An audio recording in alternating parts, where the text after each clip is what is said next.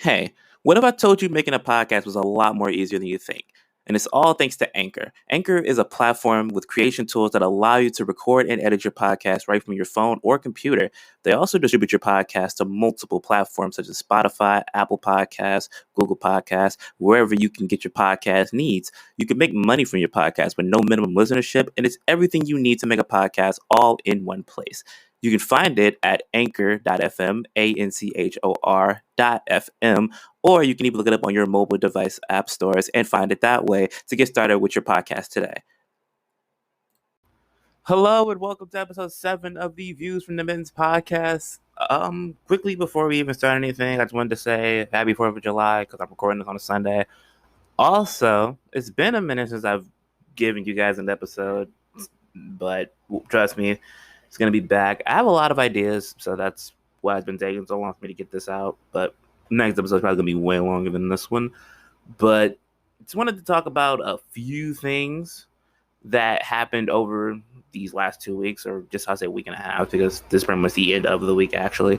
But the finals have been set as it's going to be Suns and Bucks in the NBA Finals.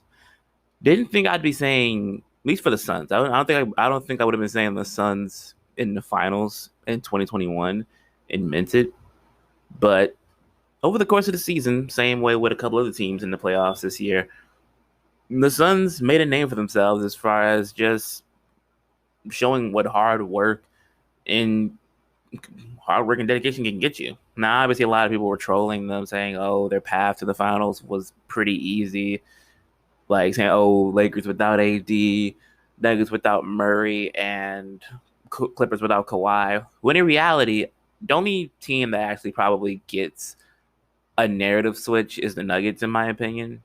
And that's a very small percent of me that thinks that, because of course I would have thought if Murray played, the Nuggets would have been a lot more whole as a team, because I don't really Monte Morris is a good player, but I don't think he fits that team personally. I probably said he was the worst in another time frame, but I don't know. But yeah, for me personally, I don't really like him for that team, or he's not really like a facilitator. And then Campazzo was a rookie, so obviously you don't expect much out of Campazzo, who did do fairly well for what was asked of him. But you're gonna need more than Jokic and Porter Jr. They got Will Barton back at some point during that series, and Will Barton looked pretty good. Well, he looked like himself again, after that long injury he was out. So, but other than that, the Suns have really pretty much stunned the mass majority of NBA fans. When the playoffs started, with them pretty much being like the number 2 seed, I believe, I was hoping that it was going to be either the Jazz or the Suns that made it, just for the sake of they earned these top seedings, and now it's time to prove that it's not a fluke, which they exactly did, because even if they're missing players from certain teams, they still have to perform. So I'm not gonna be like, oh. And then at some point, AD played in the series and then got re-injured. So, and then LeBron, once again, with the ankle injury, he still played. So, you suit up. It's not really like an excuse, but more of or less an acknowledgement. Kind of like, and vice versa for Bucks. Like the Bucks and the Nets, they still had to very much go through KD, because KD was on a mission, and Harden was on one leg, and still did better than some players on that Nets team, which I'll get to at some point. I'll get to it later at this point. But just looking at the way the Suns' path was, where the Lakers were not going to be, they weren't easy, obviously, but they made it look easy. With I think they won it in 5 games, I think 5 or 6 games. I can't remember, but that right there should have kind of let people know that, like, for one, the Lakers chemistry this year was very much shot. They barely had their full team the majority of the year. They started off on fire, as everybody knows, and then once injuries started piling up and stuff, like they needed center depth and all that. So when all those things started coming into play, you see kind of where that season led them. And for the Nuggets, Jamal Murray is literally like their main guard. So I I expected them to look a little bit sluggish, or a little more indecisive, when you have a rookie point guard and then Monte Morris, who he's at the point, but he plays more like a 2. So and then Austin Rivers, more or less at this point in his career, he's very much a two guard in a way. Who probably can run the point. He probably might have been a little bit more helpful compared to Monte Morris. But overall, I mean, it's done and it's done and done. So, and then you look at the Clippers, where Kawhi put himself on the line for the first two series. Everybody knew that. In injury was not something that you wanted for him, but it was with the way he had to like put the teams on his back or put the team on his back in those series that he was playing. Like with Luka, he had to battle Luka and make sure they stayed in the game. Then they had to go against a weakened Utah Jazz team, but still a very tough defensive team nonetheless. Where once again he showed up for that as well. So you go into that series, it's Paul George, basically Paul George, Reggie Jackson, and Marcus Morris, should I say, as like the guys that you were kind of looking at, or the guys that left that series with a little bit more respect. I'd probably say Reggie Jackson gained a little bit more than Paul George, because George, people know George is good. People just like trolling Paul George, and for me, it's different because I just never really. Paul George used to be. Well, not used to be, but Paul George is still like one of the more talented small forwards in the league right now, like at this very moment, just off of like his previous accomplishments in plays. But just right now, I don't think he's the guy that can be like a number 2 piece on a championship team. I feel like he could be a good 3. Like you could have a team where Paul George is like your third option, and you could probably get farther with that rather than him being like your main superstar that you're paying to like be the leader when somebody goes down. And it's funny that I thought about that because when the Thunder had him, Westbrook, and Anthony, it was terrible. But I mean, it was Carmelo in his state of denial, and then you had Westbrook who just he was on a triple double season. Or around the time it was triple double season, so for him at least. So yeah, but the Suns still showed up. The last couple of games, Reggie Jackson really. I just want to take time out for that. Reggie Jackson, I don't know what type of training he went through in the off season or over the years that he just wasn't a Piston. But I respect what he's done with his game, like shooting wise. He's getting in there. He's chucking some dumb. I ain't lie to me. I saw a couple of shots he was taking, and I'm thinking to myself, like, this is the dumbest shot I could have ever seen anybody take. Like I forgot what series he was in or what game it was, but he like pump faked 4 times when the shot clock was running down, and he just pulls it and bangs it. And like realistically, you would think, why is he holding the ball this long? And then he shot it on top of that, which is his only option to shoot it at that point. But you would think, why is he shooting this? Like that doesn't, it's not, it's going in. Yeah, like he's really, like he's in his bag right now. And, Nicholas Batum also did his thing. Terrence Mann? Yeah, Terrence Mann, I think. But yeah, he kind of not faded off, but he was more. I thought he was more impactful in the Utah series than he was in the Sun series. He still had those moments, but he was way more impactful in the Utah series than he was in this one. Then Marcus Morris putting in his hand. DeMarcus Cousins actually probably snuck in a little bit more hope for the Clippers once Zubac went down with injury, because Zubac was also getting double doubles in the early stages of the series until he went down. So, the Clippers obviously next year probably will have, the same case of a deep playoff run, but like every other team that was riddled with an injury to their star player or just multiple players, everybody's going to get hurt and everybody's going to have moments in the season where it looks like they're not going to make it, but you have to still compete. And the Suns at one point were they were dealing with a broken nose from Booker, a sprained ankle from Cameron Payne, who tried to play on that ankle, and he kind of, he was kind of bad on that sprained ankle. I'm not gonna lie, he ended up coming back out. Chris Paul had the COVID stuff. He had the neck injury. So there was multiple opportunities for the Suns to even relapse into, oh, we can't compete.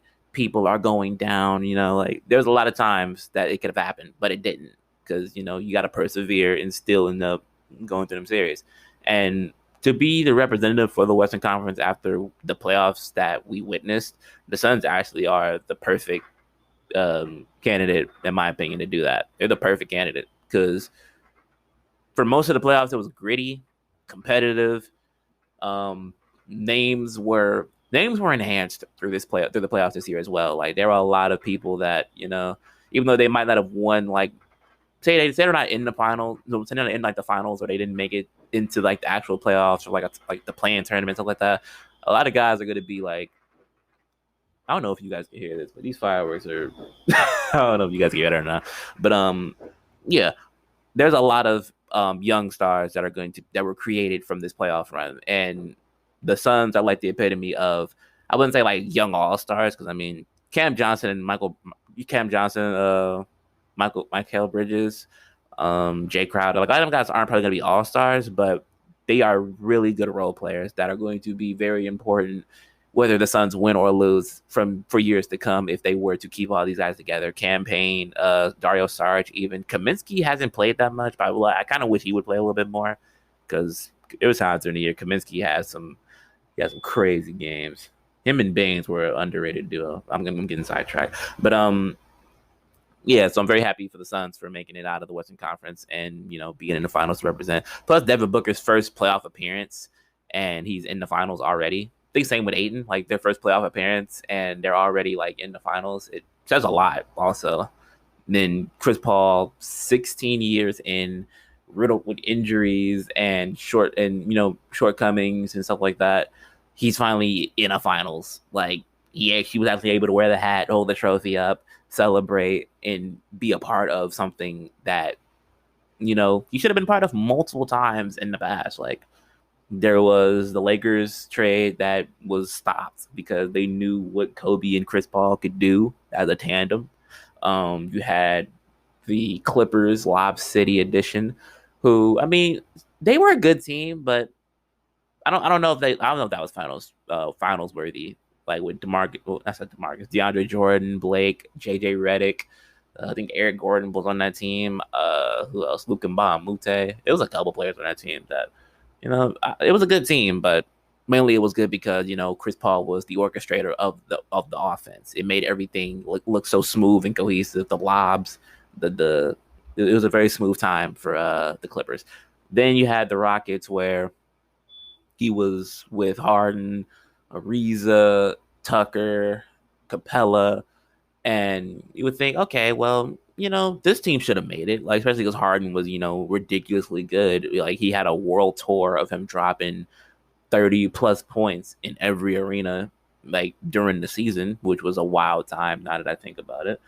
But yeah, something didn't work out, like injuries or just like chemistry issues. So then the Thunder really is like the odd team in the situation because he made that Thunder team a lot more. I guess you say not entertaining, but competitive. He made them a lot more competitive. You had SGA, Dort, Darius Baisley. Yeah. I don't think he was there when Poku played. I don't think he was there for that, but he might have. I don't remember for sure.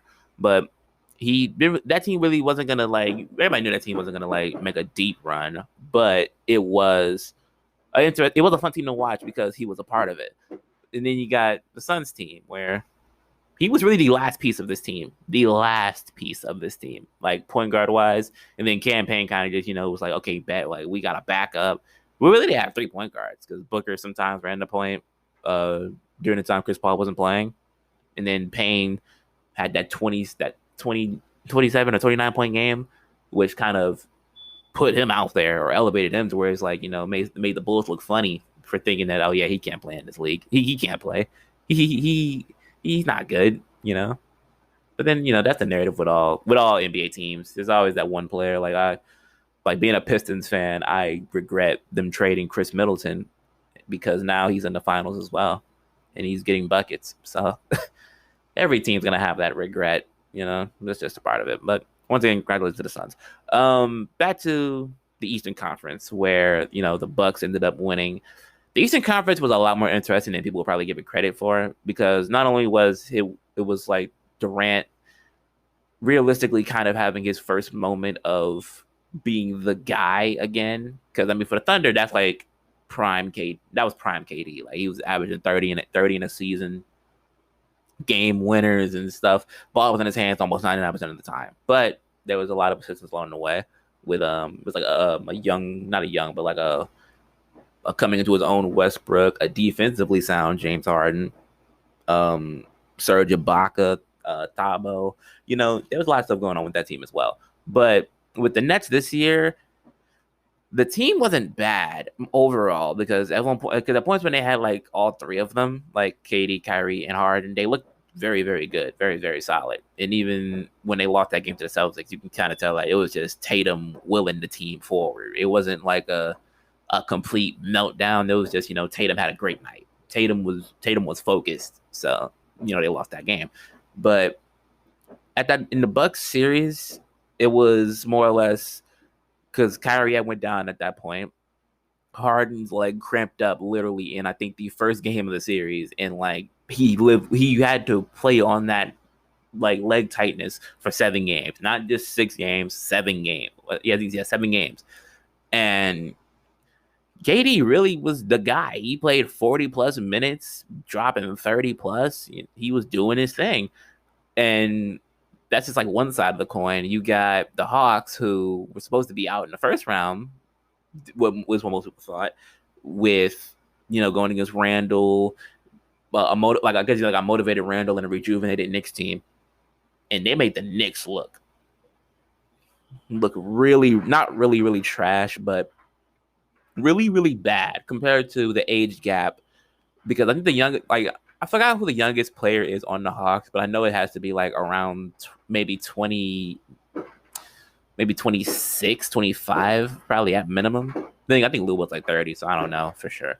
But the Hawks team is a lot younger as far as like even the key pieces that they use. Like Cam Reddish, once he came back, he's in his early 20s. You got Trae Young, same gap. I cannot think. Onyeka Okongwu, like a lot of Herder, like a lot of the main people that they use, the main pieces are like the younger pieces of the team. So they were supposed to be out by the Knicks. Then they were like, okay, well they made it past that. They made it past that series. They're not making it past the Sixers though. And like I said, I had a feeling that the Hawks were going to be able to beat the Sixers, not because of mainly Ben Simmons, how most people wanted to be, but just because they wanted it more. And visually, you could see it in the way that they played. The amount of times they were down in that series in won games from 20 plus, like that's just something you can't erase. And of course, you can say like, oh, well, the Sixers just choked a lot, or the Sixers, this is like their second time having heat like this since the Kawhi Leonard bounce shot that went in when he played for the Raptors. So they should have been used to it. Realistically, they should have very much been used to it since they had to go against that. But they lost. They won out. They came out of that series. They did their thing. I think that was in the 6 games. I believe 6 games. Then went to 7 with a team. Went to 6 with a team that realistically probably shouldn't have even had a 6-game series with the Atlanta Hawks, in all honesty, because Giannis, when he was playing, came out of that series with the Nets, but obviously he was banged up leaving that series as well. So it was kind of bound to happen just because of how much work he was putting in just to get past Kevin Durant. So the injuries are going to happen. But the main topic of that game or that series was Chris Middleton and Drew Holiday.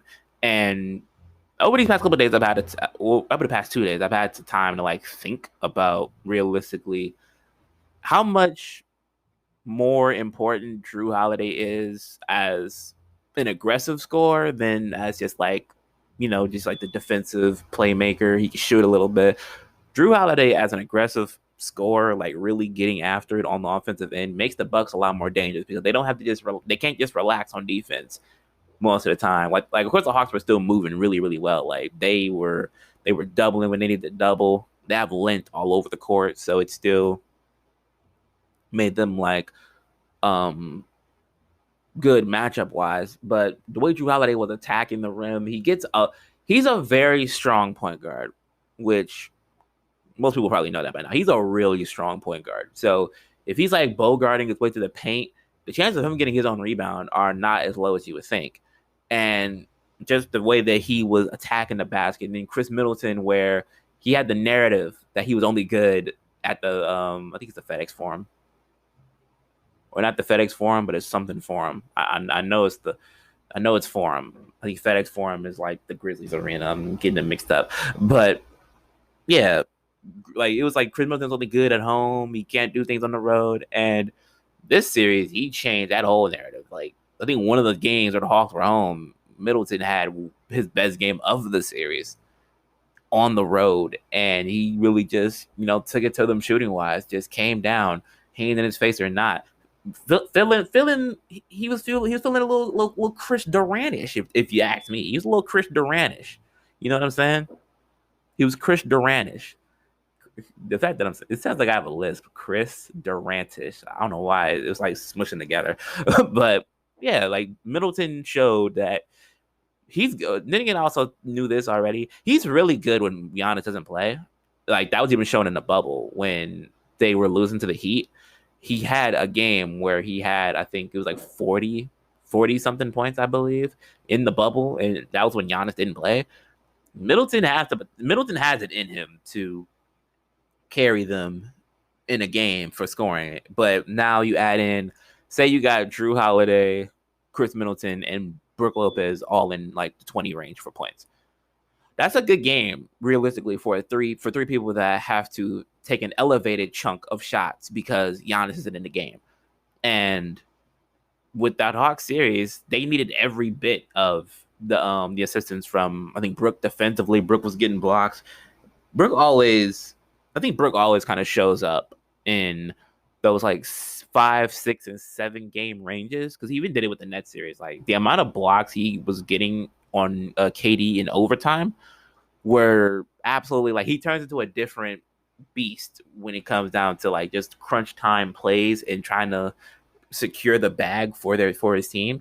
And it's just going to be really, really interesting to see how the Suns and the Bucks match up. I'm not going to get too in depth into the matchup because I kind of want to save that for something else, because there's a lot of things to kind of dive into, like matchup wise and stuff like that. There's a lot of things to look at, but it's going to be really interesting when that series starts up. It's going to be a movie. Like I even tweeted that out. Like it's going to be a movie when the series starts. Hopefully it goes to 7, because I want to see some more basketball out of these guys.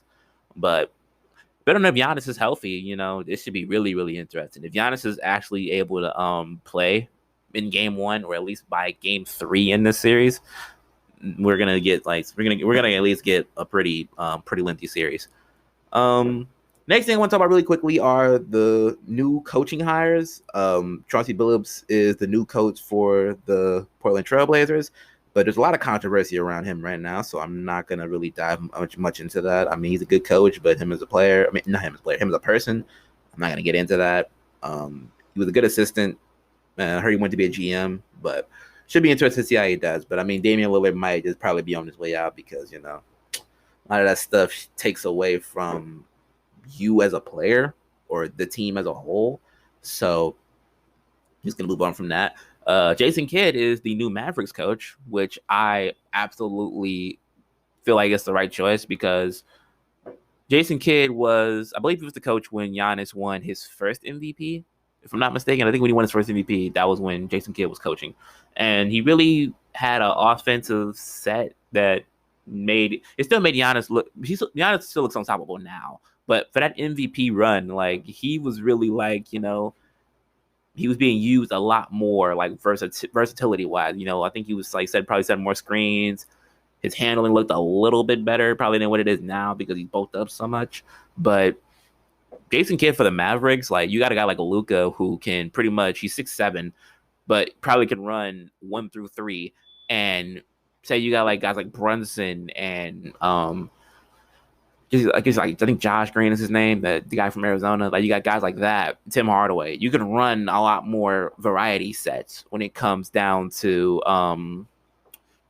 how to use Luka and get the rest of the team involved. If Porzingis doesn't stay, I mean, that's up to him, obviously, like if the team wants to trade him. But overall, that team's going to look a lot better offensively just because, and then even defensively because, Jason Kidd was not only a good facilitator, but his defense was A1. So it should be interesting to see what he does with Luka and see if he can elevate that team to where they need to be, because last time Kidd was associated with the Mavericks in any fashion, it was as a player, and they won. So I think he retired off that ring too, actually. But it should be interesting to see what he does with Luka and the guys over in Dallas. And then Rick Carlisle is the Pacers coach. Again, not really new. Well, new as a new hire, but not new to the organization because Rick Carlisle coached them in 2007, I believe, if I can remember correctly, or around 2007. So I feel like he had like Danny Granger, Reggie Miller down in the last stretches of his career. Probably Al Harrington too, if I can remember correctly. So he used some really interesting teams for the Pacers, and now the team feels a lot deeper, or seems a lot deeper to me as far as Sabonis. The only person I'm not really deep at is I'd say maybe power forward, probably power forward because I think they have T.J. Leaf. They run T.J. Warren sometimes at the four. That's probably the only thing I can see they really have a hole with. But overall, they realistically have a really good team as well. And their last coaching situation, I think they had like Nate McMillan was their last like coach that they had for like officially like primary coach. And Nate McMillan didn't do a bad job. It was just they kind of hit their ceiling, I guess you could say, when they were under his control. So Rick Carlisle obviously does have still good qualities as a coach. He won a championship or championships, probably a championship that I can remember. So he knows what he's doing, or he knows enough to make an impact for a team. So with Sabonis, Brogdon, hopefully they'll have Brogdon going into next season. If not, they might trade for Ben Simmons. You never know. I've seen that deal, even though they declined it. If I'm in Sixers, I'm thinking about that deal still. I'm still thinking about how I can get Ben Simmons on my roster because the Pacers have a lot of shooting. Actually, the shooting ability, like you got Doug Big Buckets, you got TJ McConnell. Well, TJ McConnell doesn't really shoot as many threes as he used to. Jeremy Lamb, when healthy, could shoot the ball. Miles Turner got a little bit of a jumper. Sabonis can shoot the ball a little bit. You got O'Shea Brissett. He can shoot a little bit. Keelan Martin can shoot a little bit. The Holiday brothers. There's a lot, actually, shooting-wise, that they can, like, enhance by having guys like that around them. But if they don't, then, you still got Brogdon, Sabonis, Warren, and it should be interesting to see what he does with them as well. Just, it's a younger team, or a semi-younger team, and hopefully, and it's a lot of, like, assets to go around. So I'm not sure if anybody gets traded or anything, but there's a lot to work with for him as he goes back to Indiana. And the last thing I kind of want to talk about, I saved the best for last, at least in my personal opinion, is the mock draft. Well, not the mock draft, but the draft lottery is what I kind of wanted to talk about. And as I said earlier, Pistons are my favorite team, and we have the number one pick.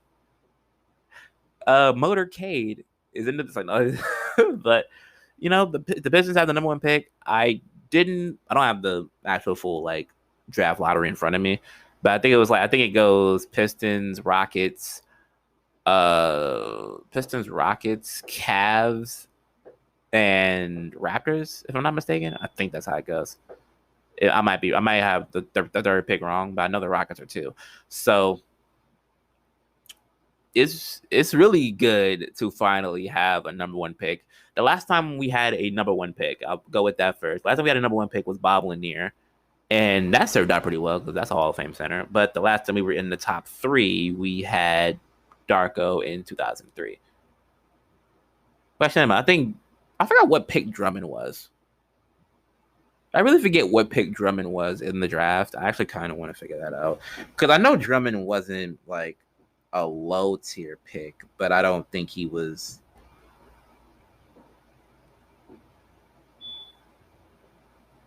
Oh yeah, he was. He was the 9th overall pick. Oh wow, I don't know why I always like Drummond was higher. I don't know why, but I don't know. But yeah, so last time we were top three was Darko, And of course, it's not a very good memory that we want to have, but it just means that, times have changed. Players are better, or, management is better. Because Joe Dumars had a lot of good things going on, but that was one of the weirder drafts that we had. We took 3 foreigners in that draft class. It was Milicic, Delfino, and another dude that I couldn't even really name. But yeah, so I'm happy that the Pistons are actually able to get the first pick. I want to dive into like probably making like my own type of mock draft, because I want to watch a lot of the stuff with the the draft combine stuff as well, because a lot of that stuff has been going on over the past couple of days. I think they have like 2 days of combine training so far. I don't know how many days it will be, but I want to dive into that as well. Hopefully next week, keyword hopefully, and yeah, it should be pretty good, pretty good. But that'll be it for today's episode of the Views from the Mitten podcast. Thank you guys if you did listen to it. I'm gonna eventually end up posting these on YouTube, so if you guys use like Anchor and stuff like that, I'm gonna be putting them up over there. But also, if you're still using Anchor, you want to support me, you can, support the podcast so that we can add a few more things to the podcast. And if you still are using like Google Play, Google Podcast, Apple Podcasts, anything like that, Spotify, any of those outlets, very much still follow me and, keep track to whenever we upload another episode over here. And hope you guys enjoy the rest of your 4th of July. I'm not sure if anybody's going to be listening to this, but if you are still enjoying it, or if it's post, hope you had a good 4th of July. And I will see you guys next week. Peace.